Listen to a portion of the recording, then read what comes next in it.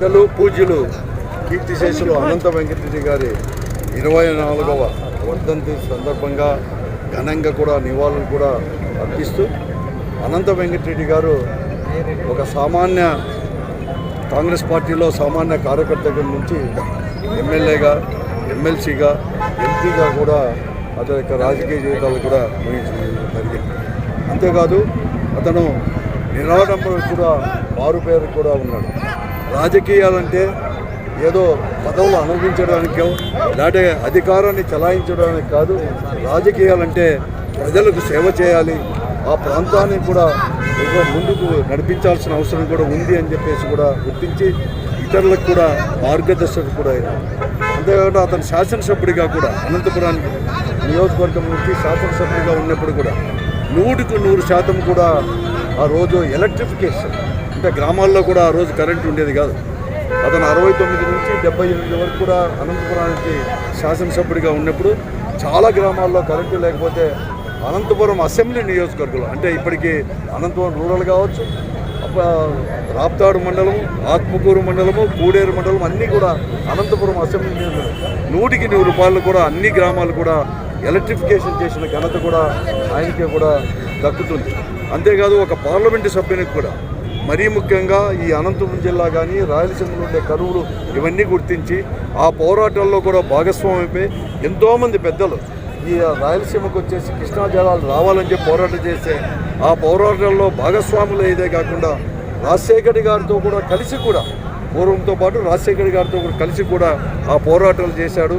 అందుకోసమే ఆ రోజు కృష్ణా జలాలు ఈ రాయలసీమకు వచ్చినప్పుడు మరీ ముఖ్యంగా రాజశేఖర రెడ్డి గారు ముఖ్యమంత్రి అయిన తర్వాత ఒక గుర్తింపుగా కూడా ఆ రోజు అనంత వెంకటరెడ్డి అందరి నీవా సుధా సభంతికి కూడా పేరు కూడా పెట్టడం కూడా జరిగింది.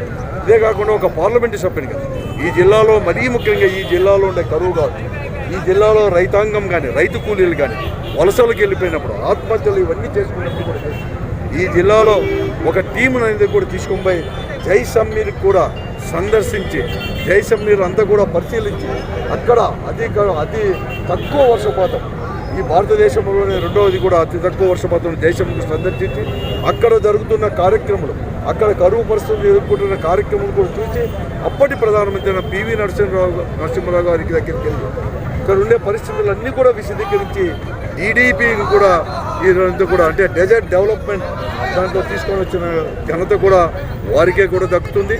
ఆ రోజు టీడీపీ వచ్చింది కాబట్టి తర్వాత మొట్టమొదటిగా ఈ జిల్లాలో జాతీయ ఉపాధి హామీ పథకం రావాలన్నా, ఇతర కార్యక్రమం రావాలన్నా, వాటర్ షెడ్ రావాలన్నా ఇవన్నీ కూడా వచ్చే కార్యక్రమం కూడా చేశాడు.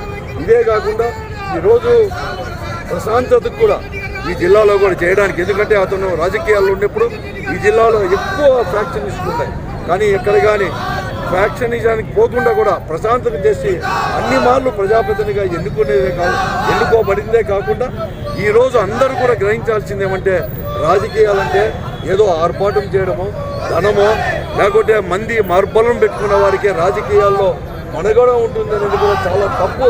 ప్రజాస్వామ్యంలోనే తర్వాత ఏమీ ఆర్భాటం లేకుండా సింప్లిసిటీతోనే ప్రజల యొక్క మన్నలు పొందవచ్చు, ఇన్ని మార్లు కూడా ఎన్నిక కాబడవచ్చు అని చెప్పి కూడా మనందరూ కూడా నిరూపించిన వాడు అనంత వెంకటరెడ్డి గారు. అందుకోసమే ఆయన ఆదర్శంగా తీసుకొని నేను రాజకీయ జీవితాన్ని కూడా ప్రారంభించాను. ఆయన ఆదర్శంగా తీసుకొని ఈ రోజు వరకు కూడా ఆయన యొక్క ఆదర్శాలు తీసుకొని ముందుకు పోతూ ఉన్నాను.